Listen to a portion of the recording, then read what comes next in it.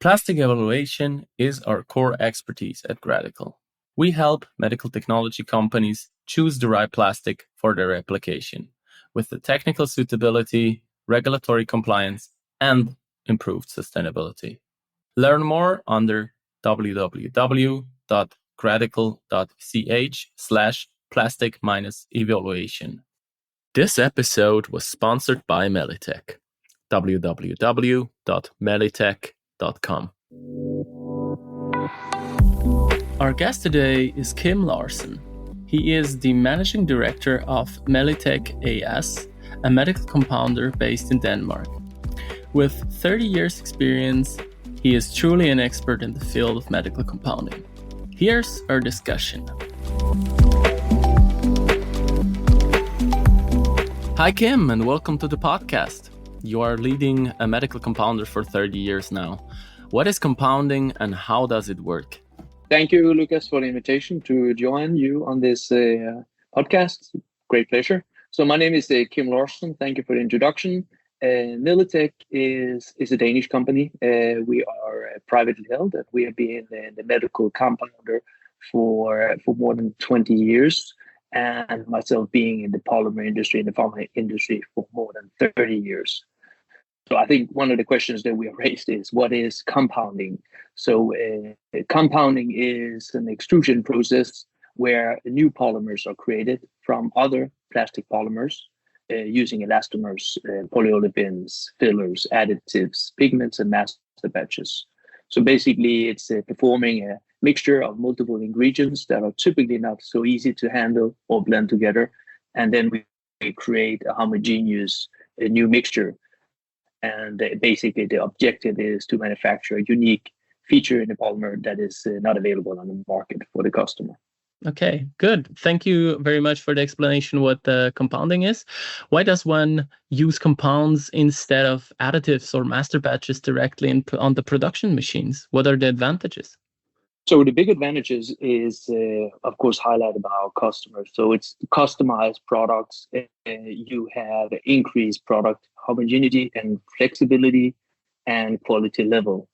Typically, by also having higher quality, you reduce your waste and you have better OE levels and yields. It is easier to handle. You have more security for different for variations, whether you are upscaling, downscaling on different machines, whether it's a small component, large component, then you can have the homogeneous properties.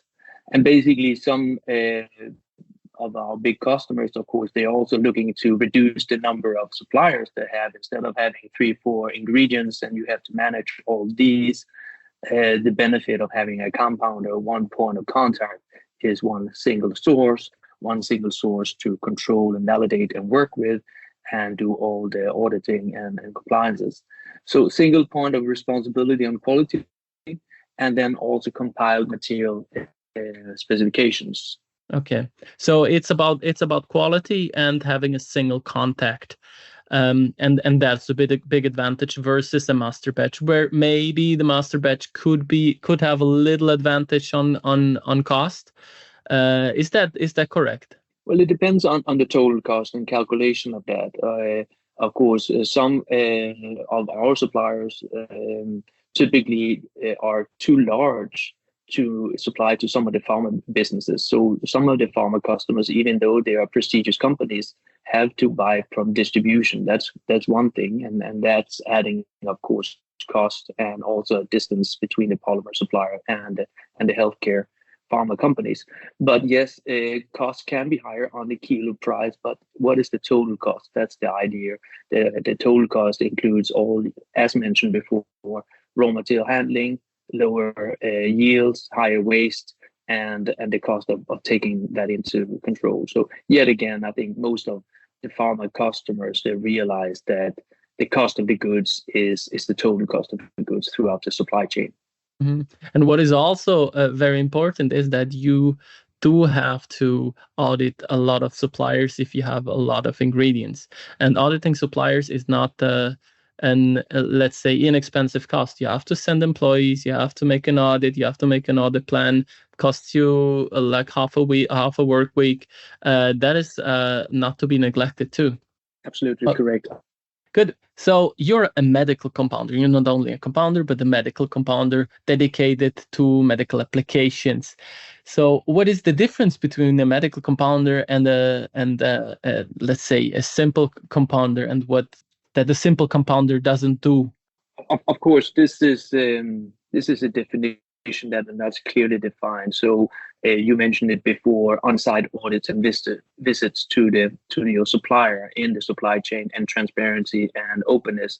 I think that's a very important thing.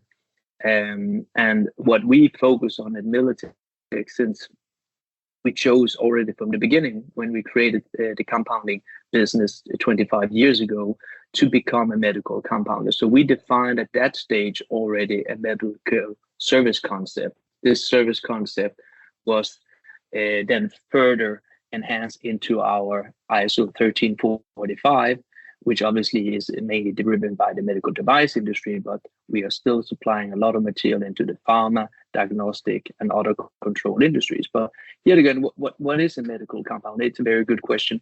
What we highlight and focus on is multiple things. How we do things at Melitek. So that's one thing, and that goes with full traceability. That goes with the regulatory compliance and documentation statements and understanding for this. It goes along with risk mitigation on the product level, but also on the process level. It goes then further down into how do we work in-house. We work with full line clearance, full documentation, release, handling the documentation of the material in the different stages as it reaches our gate. I just go through the warehouse, quarantine, release from quality lab, goes into production, traceability, and release from production to warehouse outgoing, as well as final shipment to the customer. So all these steps are under full documentation and traceability. There's what is defined as, of course, good production practices, good documentation practices employed in our company. So you may say that we design and have a designed work process that fits to the medical. This also goes even further down into how is the plant laid out? What is the most optimal layout of your plant? We are fortunate to be building our plant ourselves from the very beginning in 2002. We then built a new facility 100 kilometers from Copenhagen. So here we could, on the field, basically design the perfect flow through the factory. We could select the own new equipment that are dedicated to our process. How it can be very clean, of course, the process and its use of material, whether it's a gasket material that have FDA approvals, conformity, whether it's coating, whether it's stainless steel, use of that for all the piping and other vessels, use of magnets and risk mitigation throughout the whole process. The building the production rooms with a overpressure of air, building the production rooms of only having one production line in each room. So this is multiple levels of segregation, risk mitigations, and as long as also sitting back and realizing that we are a very critical supplier to most of our pharma companies, because the approval process is so long and so expensive that our pharma and medical device customers, they typically have to place all their trust in one of two suppliers. So it also comes with a lot of responsibility, and as one of the owner in Melitek, it also comes back to making sure that we have capacity. So we have free capacity, and we have a business contingency plan all the time to make sure that the pharma companies feel comfortable, and we listen and we continuously deploy and improve our capabilities and moving the direction where they want to come from.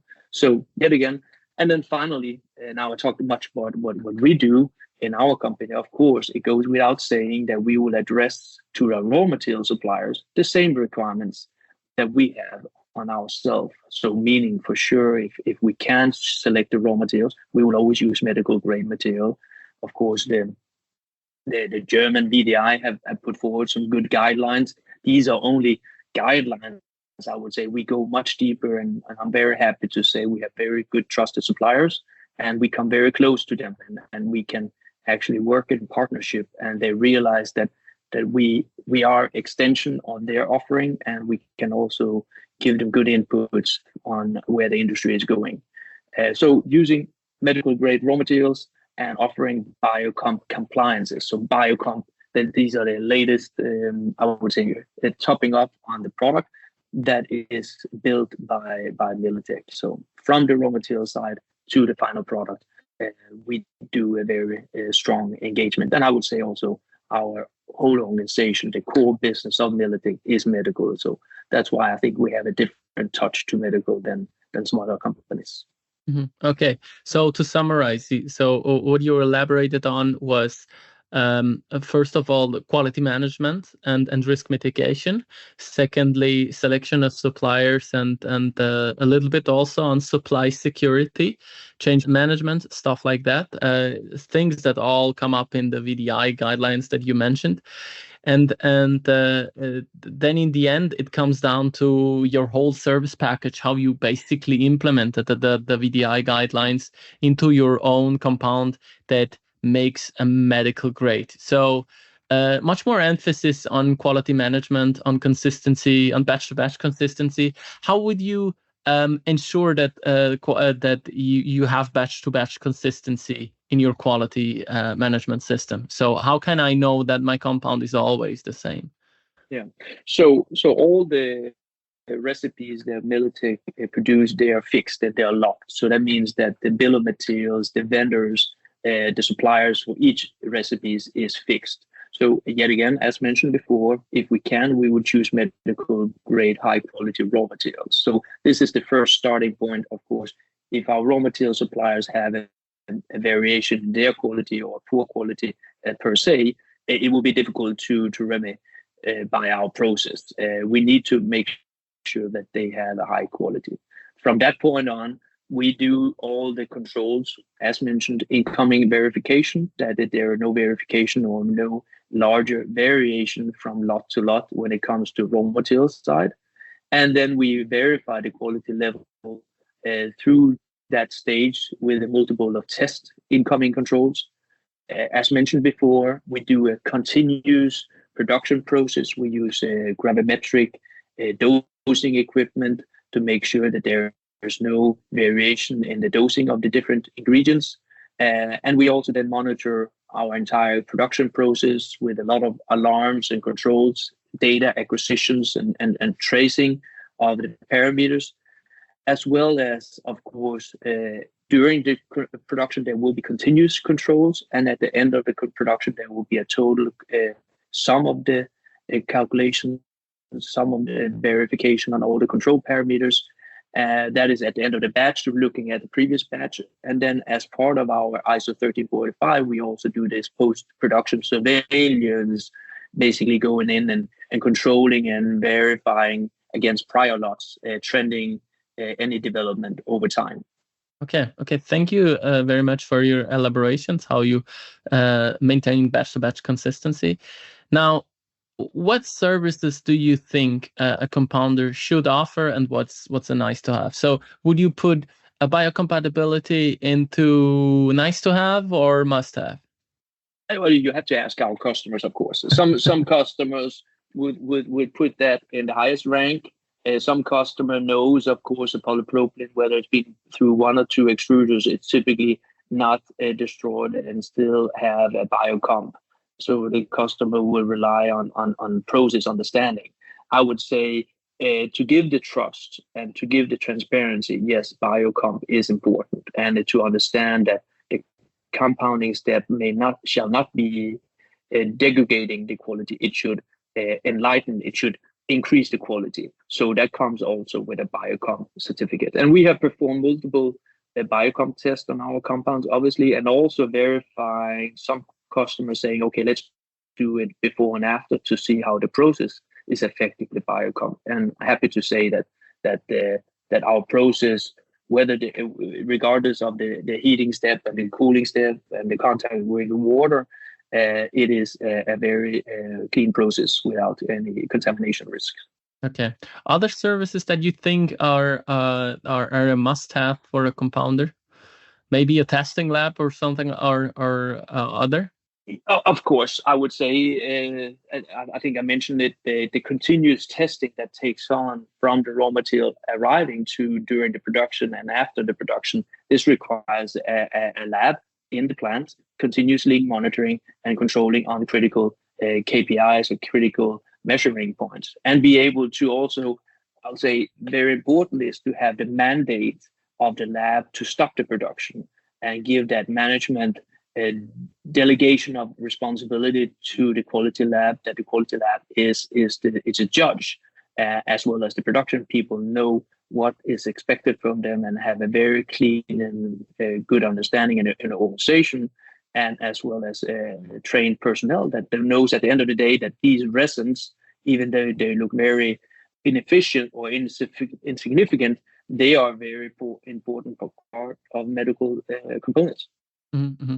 I think one service that I know that you offer is storing your material for certain periods of time. So I need like 100 tons a year, but I do not have the capacity to store it somewhere. So I basically have the guarantee that you can store the material for me and you deliver on time when I actually need the material.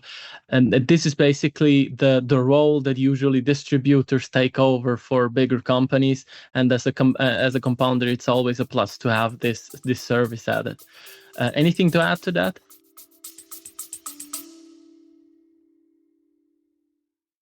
Credical is the plastic expert in medical technology and supports you in the areas of sustainable plastics and material compliance. Our course, Sustainable Plastics and Medical Technology, will bring your development team up to date with the latest developments in sustainable plastics. In addition, we offer the course Regulatory Aspects of Plastic Selection at the CATS and the SKZ, which provides guidance through the maze of regulations when selecting materials. More under www.credical.ch.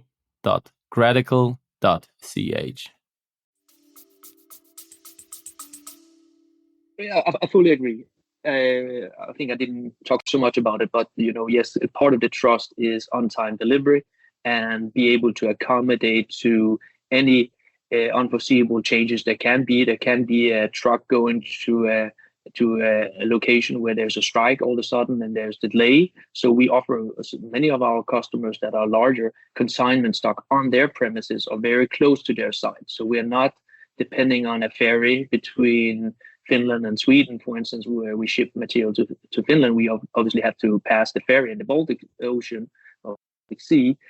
So yes, indeed, this risk mitigations goes also to make sure that we have sufficient material of raw material standing very close to our finished material, very close to our customers and offering this. This can also be discontinuation. I think you mentioned that, refer to that. If a big supplier is discontinuing a grade, one of our customers, typically our customers will be reluctant to store 1 or 2 years of material on their premises. And so what we do is we're offering this facility of service. We have multiple warehouses. We also go out and rent. We control these from pest control and quality levels, and we utilize their warehouse capacity and thereby can continue to supply to a customer over a transition period, which can be a couple of years when there's a change. In the meantime, then we're working with the customer to find a new replacement material and do the assessment of like to like with physical properties, but also looking at the CAS numbers and the chemical ingredients to make sure that the approval process will be as smooth as possible. But there's no fast track to approve, of course. We can only do it by being thorough and thinking about all the aspects up front. The customer and Melitek needs to go through approval process when there are these discontinuations. Yeah, I couldn't agree more. So you mentioned some materials that you were processing, polypropylene, for example. What other materials do you process? So indeed, yes.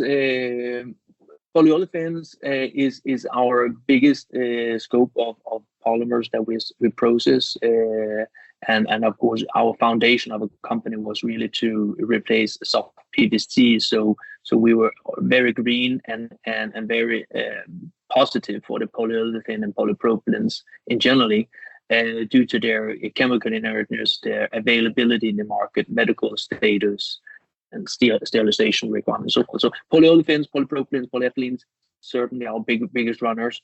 We do also take on, of course, pigments and additives, functional additives. We do take on elastomers. We make our own elastomers and TPEs from styrenic components, as well as we can also process and improve properties in engineering resins, such as ABS or PC-ABS.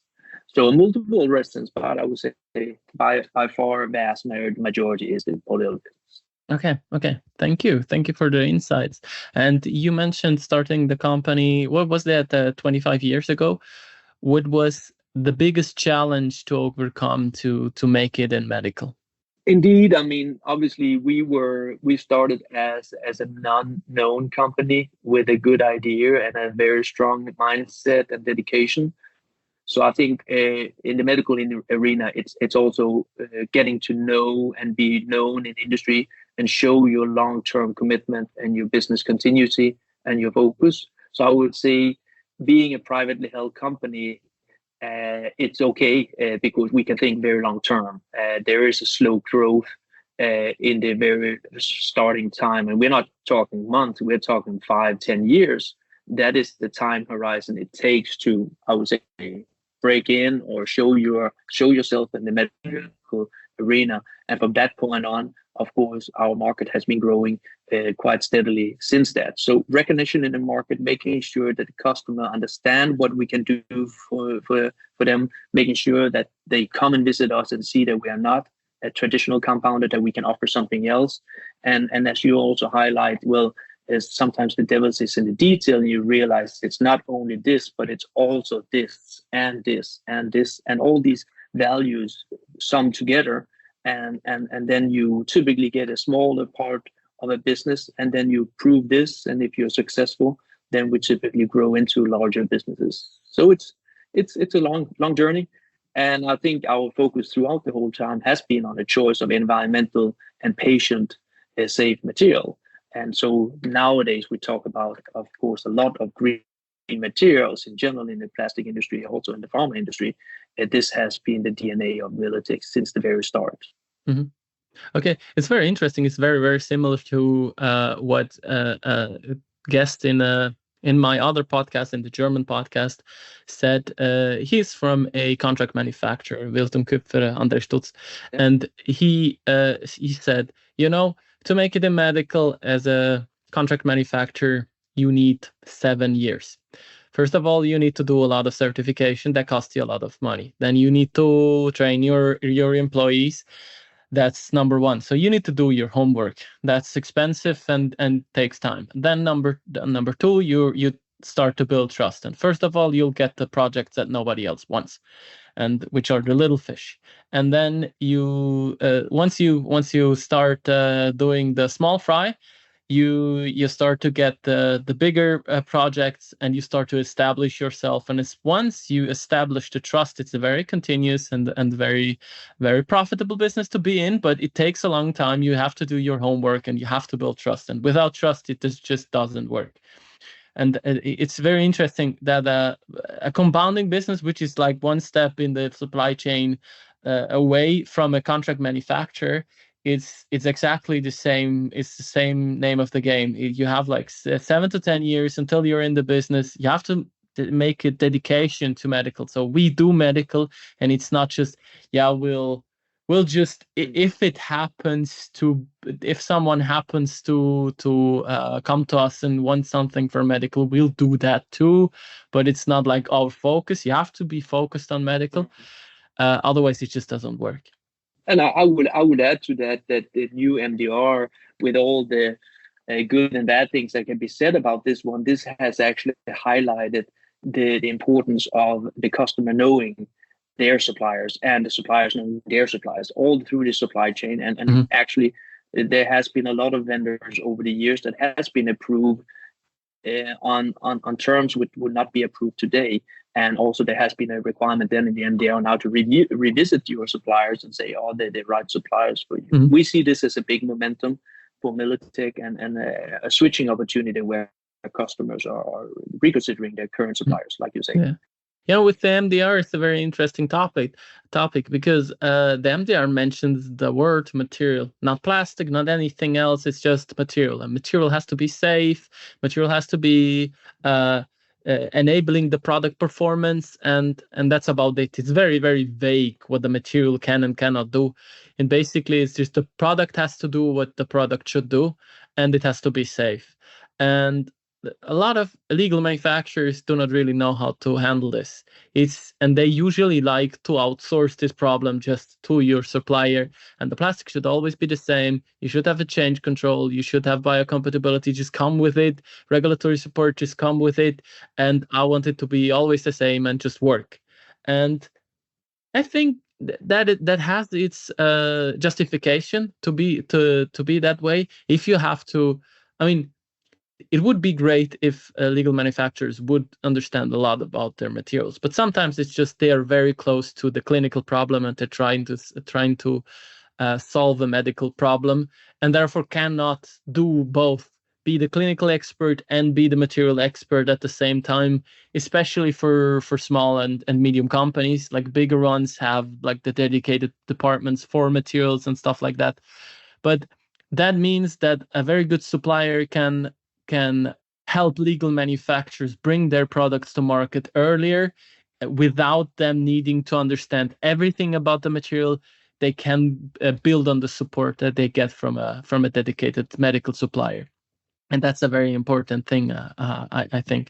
If you have anything to add to that, just let me know. Yeah, I fully agree, and I mean, obviously, we are humble at Melitek, but you mentioned we have many years' experiences, so we work with many similar product cases, and although they're with respect of all confidentiality, there are a lot of lessons learned from one project to another, and for us to address these issues to the big pharma companies, or that there are solutions and there are risk mitigations, and we could do this together and show the way forward. And I think one of the benefits of compounding is also that we can build up polymers on a rather solid known level of raw materials. So we are not working with a very, very unique new raw materials that are perhaps discontinued in a few years because the volume is not big enough for the big polymer providers to keep this alive.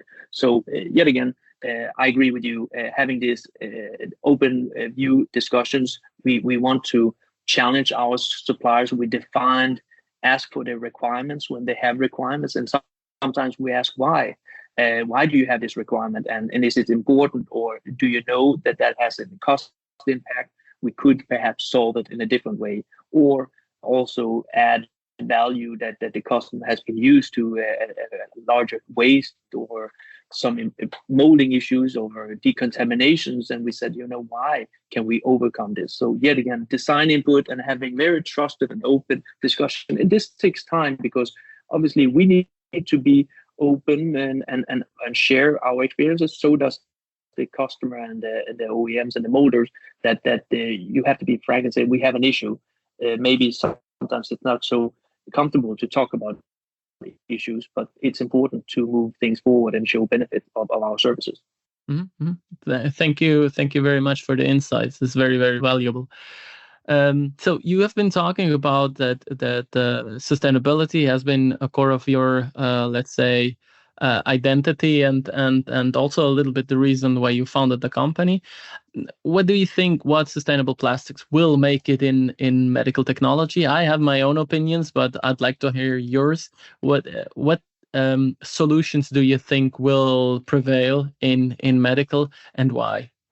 Well, I think you highlighted in your question, Lucas, that the medical is not the front runner when it comes to inventing new materials. You're absolutely right. They are it's a very conservative industry, and therefore there are also not all the same tools available. I don't foresee in the very, very close future that we will use post-consumable waste in the medical industry. But there are things to do right now. And of course, I think I highlighted a little bit about it was, of course, replacing. So design for recycling, one material solution. This is a good, very straightforward concept because this will make the medical device more a uniform material, not maybe 6 materials, maybe only 3 materials, or preferably 1 material, polypropylene or polyethylene base, and thereby disposable and recycling for next life generation, for not for a medical device necessarily, but for lower downcycling the material to a less ingredient. So for us, it goes design for recycling, taking this discussion, replacing engineering resin, replacing polyurethane, for instance, replacing PVCs, replacing silicone. So it goes a lot to find alternative materials. This is the way forward, and this is both for better properties, better processes, but 4 months higher, reducing the emission, so reducing the CO2 footprint, and we have proven data on that's also available in the literature that the polyolefins are, of course, the preferred choice when it comes to that. So that's choosing the raw materials. Then at Melitek, we said, okay, we should be best in class when it comes to manufacturing. We should be efficient. We should have new lines.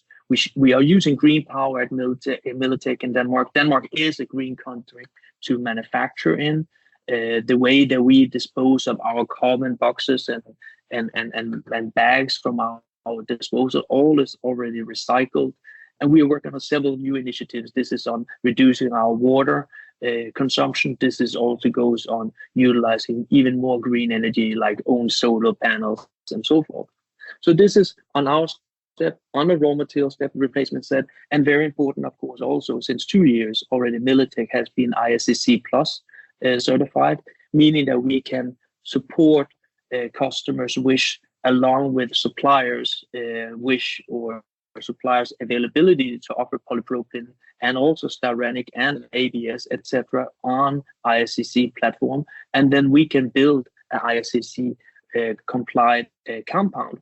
Obviously, for us, it's even more complex, but we can control that because of our traceability and our systems. We can then calculate what will be the CO2 emission on this new ISCC plus compound that could be built on multiple different raw materials with different level of CO2 emissions. So I believe this is the coming forward. There are also new initiatives by some customers also to do some callback or take back from the market. Callback, I apologize, that was the wrong word, but take back from the market. And these are very interesting to follow. They are not really mature yet, but very interesting to follow for sure. Okay. And Melitek is sitting along the table, and we are reaching out and offering our services here.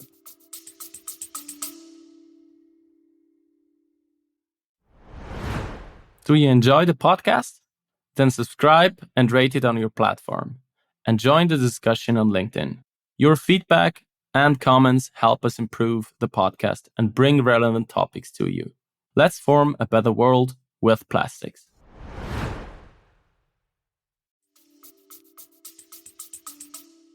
Okay, so for those who didn't hear about ISCC Plus yet, it's a mass balance approach where you can incorporate different kinds of feedstocks, may it be bio-based, biocircular, or chemically recycled feedstock from the beginning. So you have a different monomer origin, and that causes the difference in CO2 footprint. They will be put in the same polymerization step, and cannot be physically differentiated between the renewable and the fossil feedstock, and therefore you have to do some bookkeeping, and therefore also the certification is needed in order to verify that you do not do any shenanigans with greenwashing and stuff like that.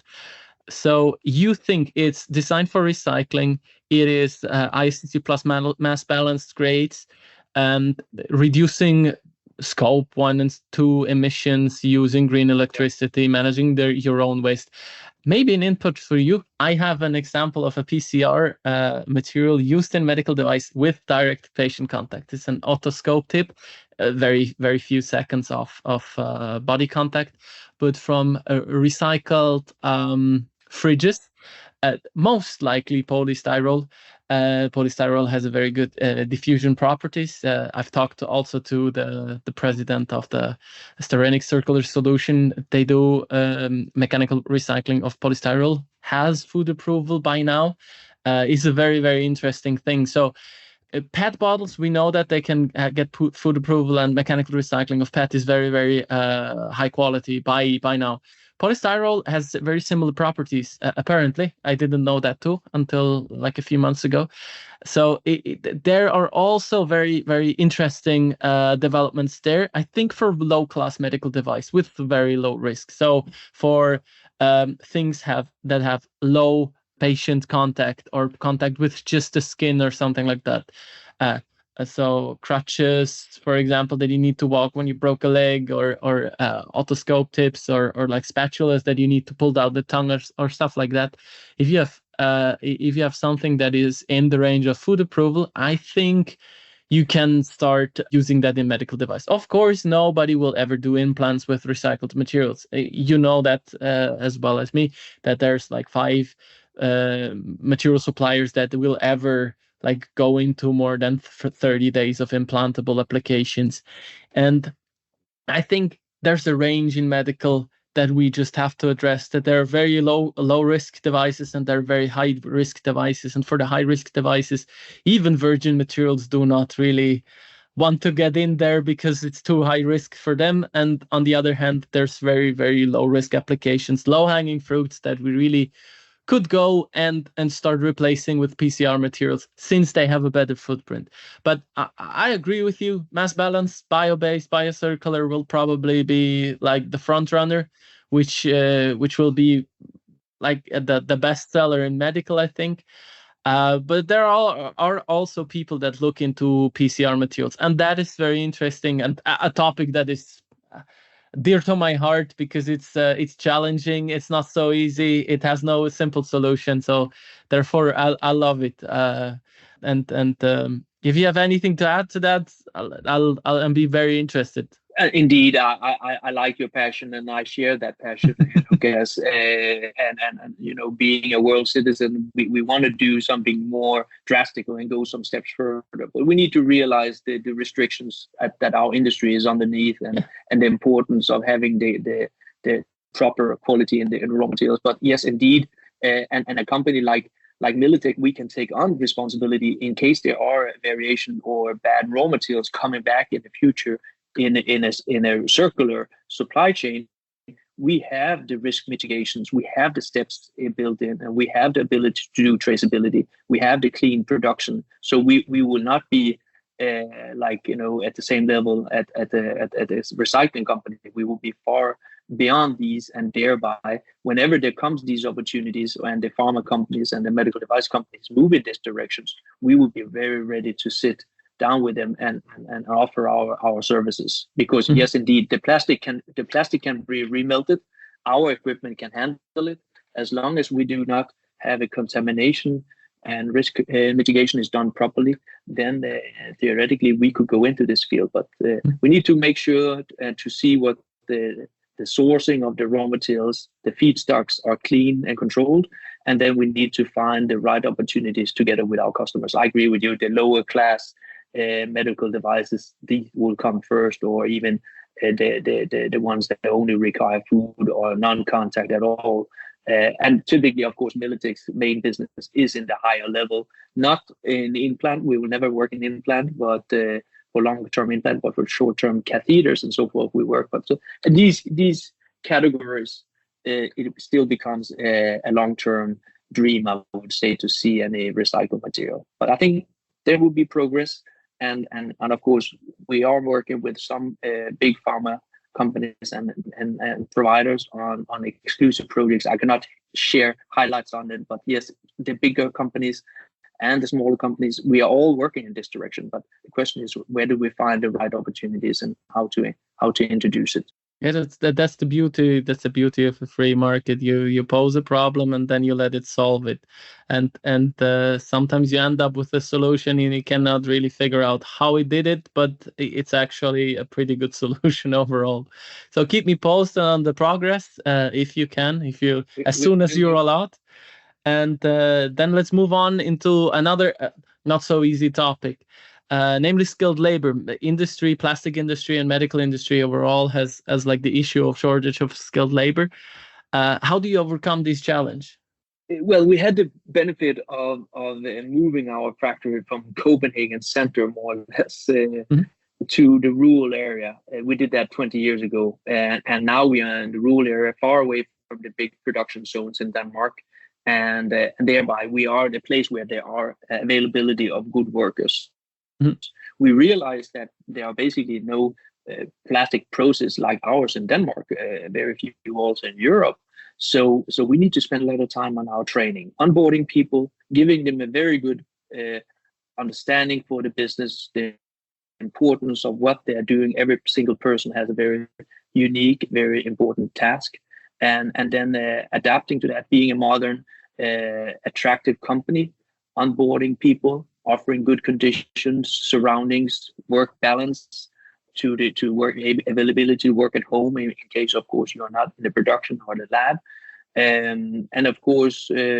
Also currently right now, and this is a ambition going forward, also we have an apprenticeships, so about 10%, and on top of they're not into the daily production, but they are following the daily production. We're skilled, we are taking in young people or younger people, and training them, and hope to keep them. So we try to also offer a good feedback to the market. We were attracted to come to this location in Denmark, and we are now paying back by offering good work and steady growth, and be able to hire. So I would say, fortunately, in this part of Denmark where we're located, we can hire, we can find people, and Melitek has been able to employ all our positions for the growth that we have, which is constantly growing by between 10 and 20%.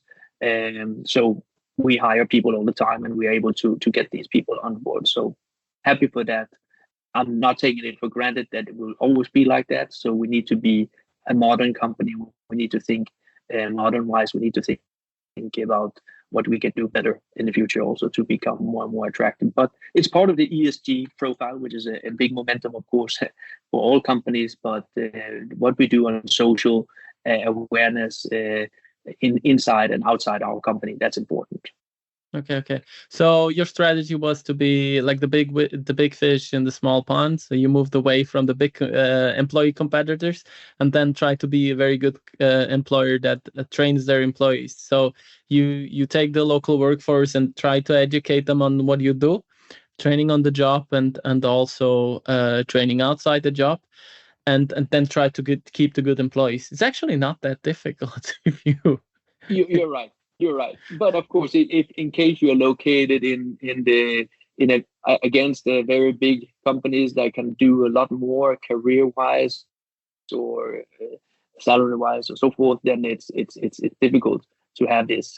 But I agree with you, and I think it's misunderstood. Being in a small company, you really have a lot of opportunity to develop yourself, and what we hear from our people is that they're very happy to have this lean organization, see the owners, see the business, understanding the business, and being actually heard. And if they have a good solution, we have this boards in our production areas where they always can come with solutions for improvements, and everybody can feel that if they have a good idea, this will be heard, that this will be perhaps will be implemented, because many times the good ideas comes from the workers and the people that are in the daily production.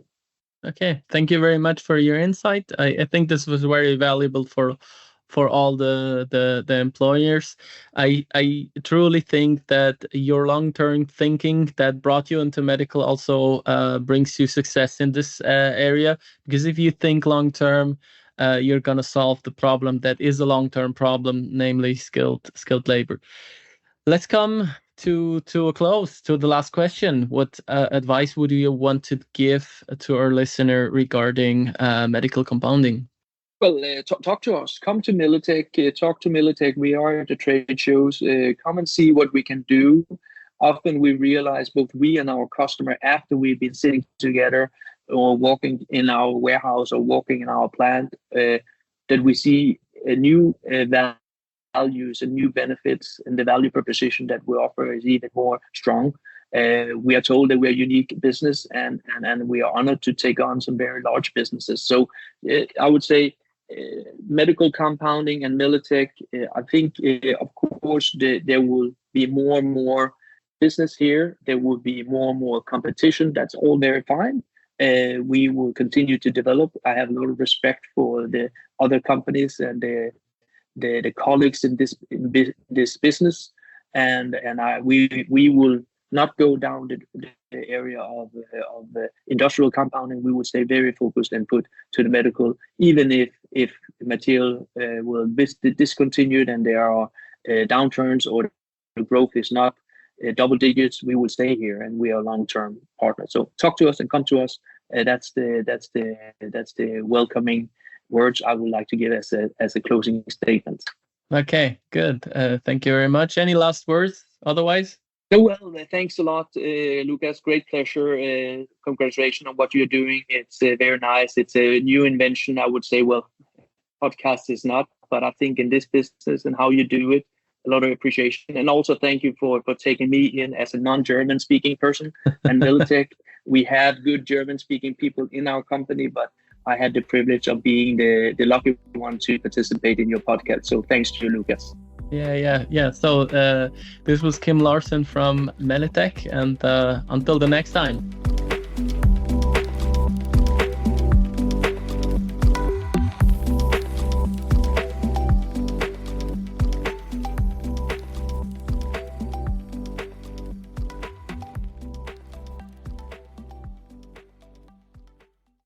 Still looking for more in regards to plastics and medical technology? Visit our website www.gradical.ch and inform yourself on the services of Gradical.